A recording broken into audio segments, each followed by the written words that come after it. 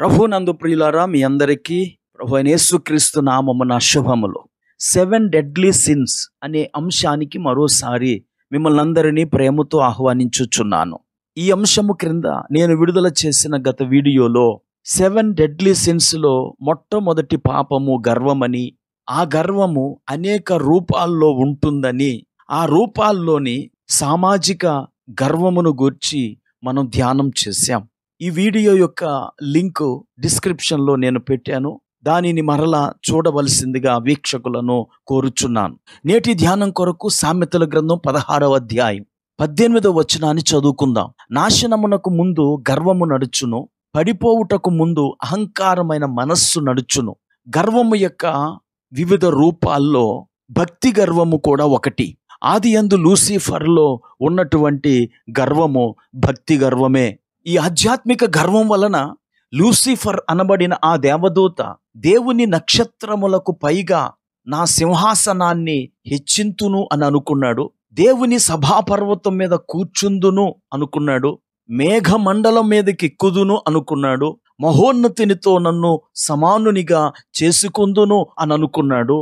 అలా ఎప్పుడైతే అనుకున్నాడో అతని యొక్క ఆధ్యాత్మిక గర్వానికి ప్రతిఫలముగా పాతాళములో ఒక మూలకు త్రోయబడ్డాడు. ఇప్పుడు అతడు దేవదూత కాదు, ఇప్పుడు అతడు పడిపోయిన దేవదూత లేదా సాతాను. ప్రియులారా, గర్వము మనలను దేవదూత స్థాయి నుండి సాతాను స్థాయికి దిగజారుస్తుంది. నేడు మనము కూడా భక్తిని బట్టి, పరిశుద్ధతను బట్టి, దేవుడు మనకిచ్చిన వరాలను బట్టి, ఆధిక్యతలను బట్టి గర్విస్తే మనము కూడా పాతాళపు స్థాయిలోనికి దిగిపోతాం. అందుకే దేవుని బిడ్డలు ఎట్టి పరిస్థితుల్లోనూ మన భక్తిని బట్టి గర్వించకూడదు. చాలా మంది మేము పుట్టుకతో క్రైస్తవులము అని గర్విస్తూ ఉంటారు. ఈ భక్తి గర్వం వల్ల అనేక మంది క్రైస్తవులు ఆనాటి పరిసయ్యుల వలె స్వనీతి పరులుగా తయారయ్యారు. ఈ భక్తి గర్వమును ఎలాగూ గుర్తించవచ్చు?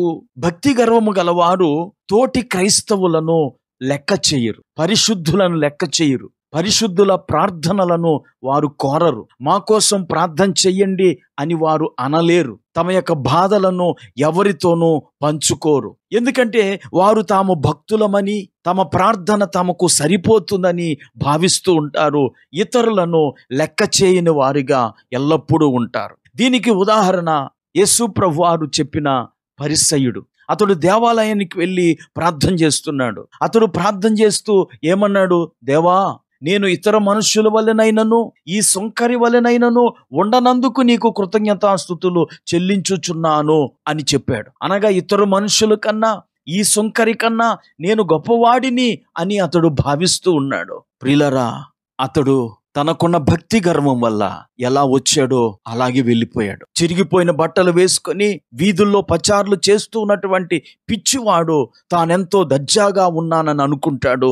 ఆ విధంగానే ఈ భక్తి గర్వము గలవారు తామెంతో నీతిమంతులమని, పరిశుద్ధులమని, శుద్ధపూసలమని అనుకుంటారు. వీరెల్లప్పుడూ ఇతర కంటిలోని నలుసులను తీయటానికై వెతుకుతూ ఉంటారు.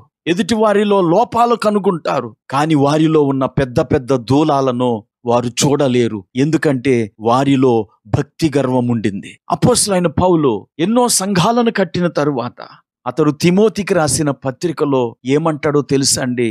తిమోతికి రాసిన మొదటి పత్రిక 1వ అధ్యాయము 12వ వచనము, పూర్వము దోషకుడను, హింసకుడను, హానికరుడనైన నన్ను తన పరిచర్యకు నియమించి నమ్మకమైన వానిగా ఎంచినందుకు మన ప్రభువైన యేసుక్రీస్తునకు కృతజ్ఞుడనై ఉన్నానని చెబుతూ 16వ వచనములో ఆ ప్రధాన పాపినైన నన్ను ఆయన కనికరించాడు అని సాక్ష్యం చెప్తున్నాడు.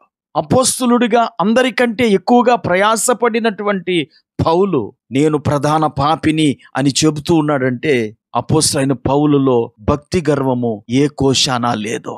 ఈ మాటలు వింటున్న ప్రియ స్నేహితుడా, సోదరి, మనం ఎంత భక్తి చేసినా, ప్రార్థన చేసినా, దేవునికి ఎన్ని కానుకలు ఇచ్చినా మనల్ని మనం తగ్గించుకుందాం. మన స్వనీతిని విడిచిపెడదాం. నిష్ప్రయోజకులమైన దాసురాండ్రమని ఒప్పుకుందాం. దేవుడు అపోస్తలుడైన పౌలును వాడుకున్నట్లు మిమ్ములను కూడా వాడుకుంటాడు. ప్రార్థన చేసుకుందాం. కృపా కనికరం కలిగిన మా తండ్రి, నీకు వందనాలు. భక్తి గర్వమును గురించి మాతో మాట్లాడారు. ఈరోజు తాము చేస్తున్న ఉపవాసములను బట్టి, తాము ఇస్తున్న కానుకలను బట్టి, తాము చేస్తున్న పరిచర్యను బట్టి, లేక ప్రార్థనలను బట్టి అనేక మంది గర్విస్తున్నారు. అలాంటి గర్వము మాలో చోటు చేసుకోకుండా మాకు సహాయం చేయండి. యేసు నామములో ప్రార్థించి వేడుకుంటున్నాము. ఆమేన్.